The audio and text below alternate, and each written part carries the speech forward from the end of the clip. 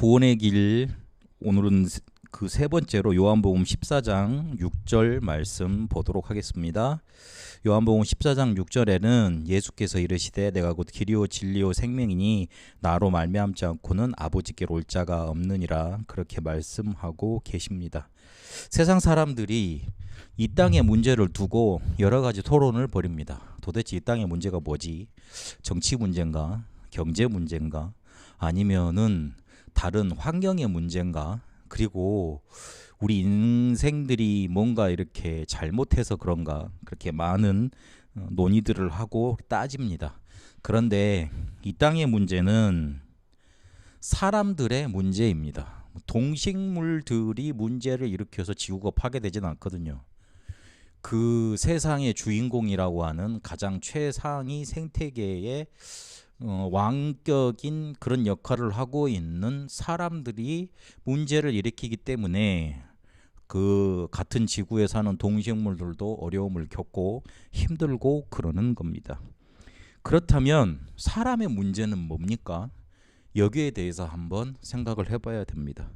사람의 문제는 뭔가 부족해서 문제가 아니고, 그리고 뭔가 대단한 걸 못 가지고 있어서 문제가 아니라 영적으로 문제가 와 있는 영적인 문제가 진짜 사람의 문제입니다. 그래서 이 땅에 일어나는 문제는 미안하지만 영적인 문제입니다. 이걸 우리가 제대로 알고 있어야 됩니다. 눈에 보이지 않는 부분에 우리의 영혼에 문제가 왔기 때문에 사람에게 문제가 생겼고, 그래서 그 사람의 문제가 곧 커지고 합해지니까 이 땅, 이 세상에 문제가 되고 있는 겁니다. 그러면 왜 사람의 문제를 영적인 문제라고 합니까? 인간은 영적인 존재이기 때문에 그렇습니다. 눈에 보이는 것 가지고 그 인간의 모든 것을 파악하거나 알 수 있는 그런 존재가 아닙니다. 눈에 보이는 모습 가지고 혹시나 그 사람을 판단하면 우리가 실수하는 경우가 많습니다. 우리 눈에 보이지 않는 영혼, 마음, 생각, 그게 곧 우리 인간입니다. 하나님이 인간을 성경에 보니까 어떻게 만들어놨다 말하고 있냐면, 창세기 1장 27절에 보니까 우리가 우리의 형상대로 사람을 만들자, 남자와 여자로 창조하자, 그래서 그 사람한테 이 세상을 다스리도록 하자, 그렇게 하나님이 말씀하고 계십니다. 이 말은 그 앞에 창조가 된 순서, 창조가 된 원리를 따지고 볼 때 하나님의 형상대로 창조되어져서 하나님과 함께 할 때 행복을 느낄 수 있고 참 행복을 누릴 수 있는 그런 존재로 만들어놨다, 그렇게 우리가 해석할 수 있고 말할 수 있습니다. 성경은 인간은 하나님과 함께 해야지만 행복한 존재야, 하나님과 함께 해야만 돼, 그게 너희 인간이야, 그렇게 말을 하고 있습니다. 그거를 더 창세기 2장 7절을 보니까 더 세밀하게 말씀을 해주십니다. 하나님이 코에 생기를 부어 넣으시니 사람이 생명, 살아있는 존재가 됐다, 그렇게 말을 합니다. 그래서 우리 속에 하나님의 생기가 없으면, 하나님의 영이 함께 거하지 않으시면 그건 죽어있는 사람이에요. 근데 사람들이 다 죽어있지 않잖아요. 그러니까 근본적인 부분이 뭔가 파괴되어 있는 상태로 그냥 살아가고 있는 존재인 겁니다. 인간은 영적인 존재로 만들어져 있습니다. 그런데 그 영적인 존재가 하나님을 떠날 수 있는 그런 문제를 가지고 있으니 그거를 절대 떠나지 말라고 뭘 만들어냈냐면 선악과를 창세기에 보니까 에덴 동산에 만들어 두셨다, 그렇게 말을 하고 있습니다. 우리가 지금 신호등을 만들어 놓잖아요. 근데 그 신호등은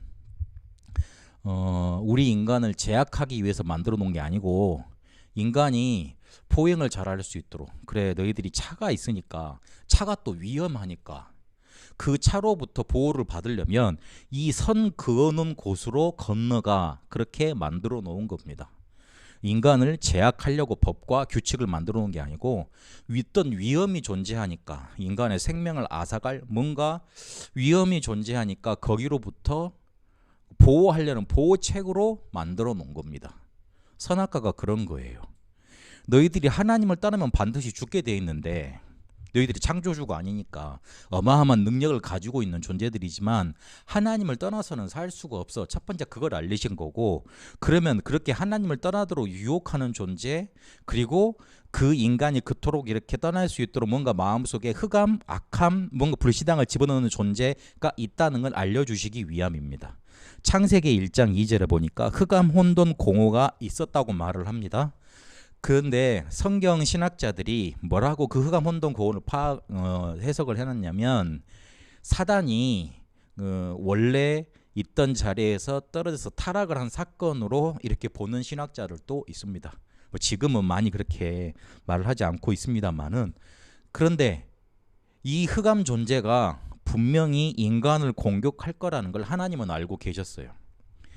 어린아이가 유치원을 가다가 학교를 가게 되면 엄마 아빠들이 한 몇 달 동안 이렇게 학교를 이렇게 보내줍니다. 손잡고 가다가 이제 혼자 가게 되잖아요. 혼자 가게 되는 시기가 오면 엄마 아빠가 하는 말들이 있죠. 너 절대 차 조심해. 이상한 아저씨가 부르면 가지마. 그렇게 말을 하지요. 선악과를 만들어 놓으신 이유는 그런 거예요. 인간을 그 흑암 존재에서 보호하기 위해서, 그리고 절대 하나님을 떠나서는 살 수 없다는 걸 각인시키기 위해서 약속으로 주신 거고 언약으로 주신 겁니다. 선악과가 뭐 사과나무라고 알고 있는 사람도 있는데 아닙니다. 선악과는 그런 게 아닙니다. 언약으로 주신 겁니다. 약속으로 주신 거예요. 그 아이를 보호하기 위해서, 우리 인간을 뭔가 악한 존재로부터 보호하기 위해서, 그리고 인간의 정체성, 인간의 위치를 알려주기 위해서 만들어 두신 겁니다. 그런데 기대했던 대로 창세기 3장에 보니까 뱀이 딱 나타납니다. 계시록 12장 1절에서 9절까지 보니까, 19절이 아니고요, 1절에서 9절까지 보니까 어떤 이야기가 있냐면, 옛뱀 곧 마귀, 천하를 꿰는 사탄이라 하는 자가 나타났다, 그렇게 말을 하고 있습니다. 옛뱀은 창세기 3장에 인간을 꿰어냈던, 아담과 하와를 꿰어냈던 그 뱀을 말합니다. 뱀이 나타났다는 것은 사단이 인간 세계에 출현을 했다는 뜻입니다. 이 창세기가 이스라엘 사람들이 쓴 거잖아요. 근데 이스라엘 사람들이 그 자기들이 가지고 있는 문학적인 관은 어떤 거냐면, 한 번에 이렇게 많은 것을 확 드러내 주는 게 아니고 그 성경 전체를 통해서 이렇게 뭔가 하고자 하는 말이 있는 거예요. 핵심 말이 있는 거라. 그래서 한 조각 한 조각 이렇게 말을 합니다. 그래서 창세기 3장에다가 뱀을 가장한 사단이라고 표현을 하면 딱 좋은데, 그러면 좋은데 그거를 구약 전체, 성경 전체를 통해서 요거는 사단을 말한다, 그래서 우리 인간을 넘어뜨렸다, 그런 것들을 여러 군데 펼쳐놨습니다. 그래서 그 조각들을 펼쳐보고, 그리고 성경의 핵심인 구원을 놓고 보면 이게 이해가 되도록 딱 만들어 놓은 거예요. 그래서 여기에서 말하는 뱀은 사단이 인간 세계에 출현한 걸 말합니다. 이게 실제적으로 우리 인간이 하나님을 떠나게 된 근본 배경과 원인이 돼버린 겁니다. 이 사단이 인간 세계로 들어와서 가장 한 게 뭐냐면 선악과 먹으라고 꼬십니다. 근데 앞으로 돌아가 보세요. 선악과, 하나님을 떠나지 말라고 만들어 놓으신 언약이잖아요. 단순히 선악과 먹는 그게 그 행위가 문제가 아니고, 하나님을 떠나서는 안 되는데, 그리고 요 사단에게 우리가 당하면 질 수밖에 없는데, 그래서 하나님이 언약으로 주신 건데 그거를 파괴한 결과가 돼버린 겁니다.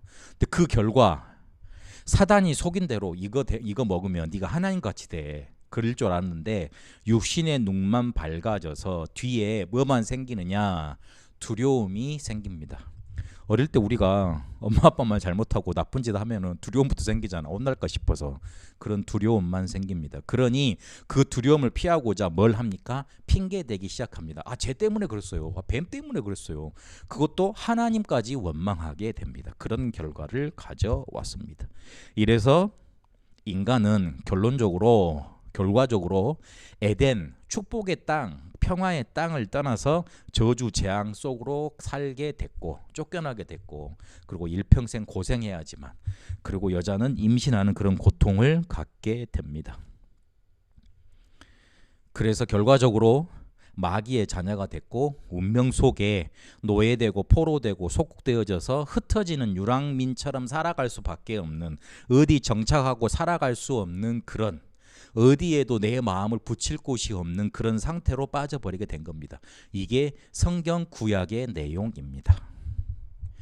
인간의 문제는 영적인 문제입니다. 왜냐하면 인간을 영적인 존재로 만들어 놔서 그래요. 그래서 선악과를 통해서 하나님이 언약하신 겁니다. 절대 하나님을 떠나지 말라고. 근데 사단에게 속아서 하나님을 떠나게 된 거죠. 그런데 우리한테 찾아온 건 마귀의 자녀라는 운명이고, 그렇게 노예되고 포로되고 속국되고 유랑된 걸 구약 성경 읽으면 왜 저주받아라, 멸망해버려라 이런 소리밖에 안 나와요.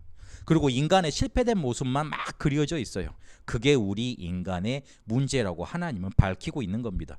너희가 하나님을 떠나서는 안 되는데 하나님을 떠나서 그래. 그게 바로 창세기 3장에서 시작된 거야. 그렇게 알려주고 계십니다.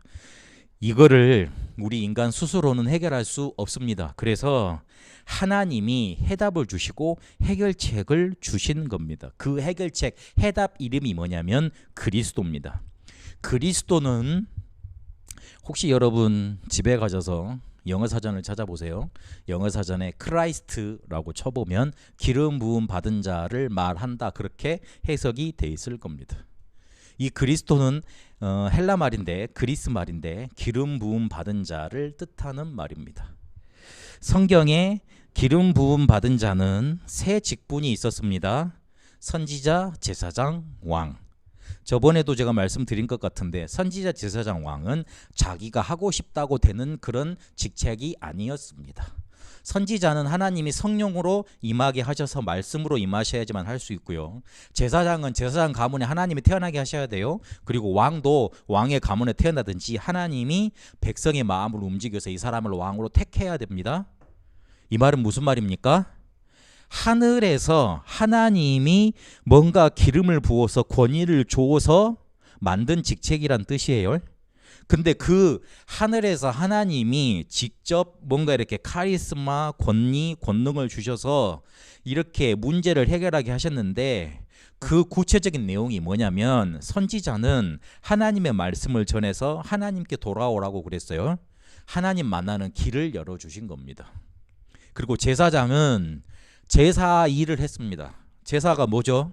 우리 인간의 죄를 범했으면 그 제물을 가지고 성전에 가가지고 이 내 죄를 이 요놈한테 대신 전가해 주십시오. 그리고 요놈을 대신 죽여주십시오. 그 일을 하는 사람이 제사장이었습니다. 우리의 죄 문제 해결하는 일을 제사장을 통해서 한 겁니다. 그리고 왕은 자기 백성을 보호하고 나라를 통치하고 적으로부터 이렇게 보호해주는 그런 역할을 했습니다.